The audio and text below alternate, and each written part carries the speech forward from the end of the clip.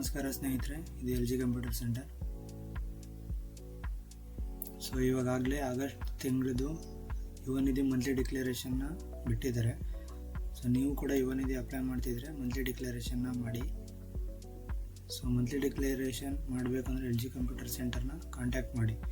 So ಏನಿಲ್ಲ, first of all ನೀವು Chrome ಅಥವಾ ನಿಮ್ಮ ಬ್ರೌಸರ್ನ ಓಪನ್ ಮಾಡ್ಕೊಳ್ಳಿ.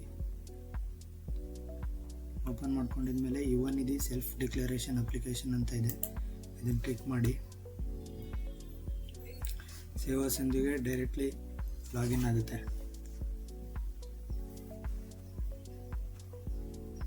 You have to enter your login ID and password.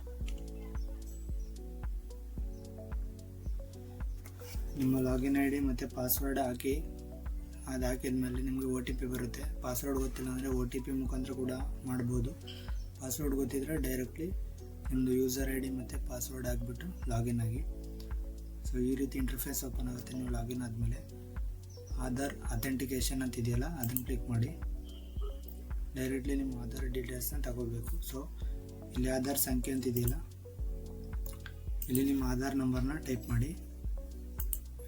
Aadhaar number type ಮಾಡಿದ್ಮೇಲೆ ಇಲ್ಲಿ OTP ಮೇಲೆ ಕ್ಲಿಕ್ ಮಾಡಿಬಿಟ್ಟು ಜನರೇಟ್ OTP ಮೇಲೆ ಕ್ಲಿಕ್ ಕೊಡಿ. ನಿಮ್ಮ ಆಧಾರ್ ಲಿಂಕ್ಗೆ ಯಾವ ನಂಬರ್ ಲಿಂಕ್ ಆಗಿರುತ್ತೋ ಆ ನಂಬರ್ಗೆ OTP ಹೋಗಿರುತ್ತೆ. ಇಲ್ಲಿ OTPನ ಟೈಪ್ ಮಾಡಿ. ಅದಾಗಿದ್ಮೇಲೆ ಸಬ್ಮಿಟ್ ಕೊಡಿ.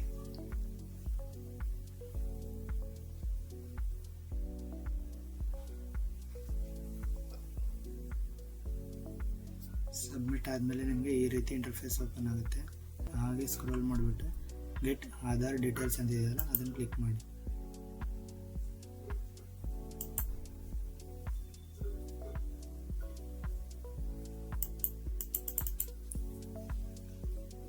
KEA ಅಂದರೆ ಸೇವಾ ಸಿಂಧು ಸರ್ವರ್ ಬ್ಯುಸಿ ಇರೋದ್ರಿಂದ ಇನ್ನು ನಿಮಗೆ ಆಧಾರ್ ಡೀಟೇಲ್ಸ್ನ ಫೆಚ್ ಮಾಡ್ತಿಲ್ಲ.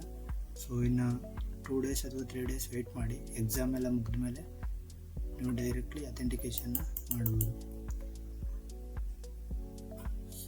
ಸೊ ಈ ವಿಡಿಯೋದಲ್ಲಿ ನಿಮಗೆ ಹೆಲ್ಪ್ ಆಗಿದೆ ಅಂತ ತಿಳ್ಕೊತೀನಿ.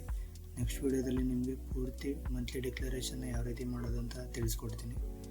ಸೊ ನಮ್ಮ LG ಕಂಪ್ಯೂಟರ್ ಯೂಟ್ಯೂಬ್ ಚಾನಲ್ನ ಸಬ್ಸ್ಕ್ರೈಬ್ ಮಾಡ್ಕೊಳ್ಳಿ. ನಿಮ್ಗೆ ಏನೇ ಡೌಟ್ ಇದ್ದರೂ ಕಮೆಂಟ್ ಮೂಲಕ ತಿಳಿಸಿ.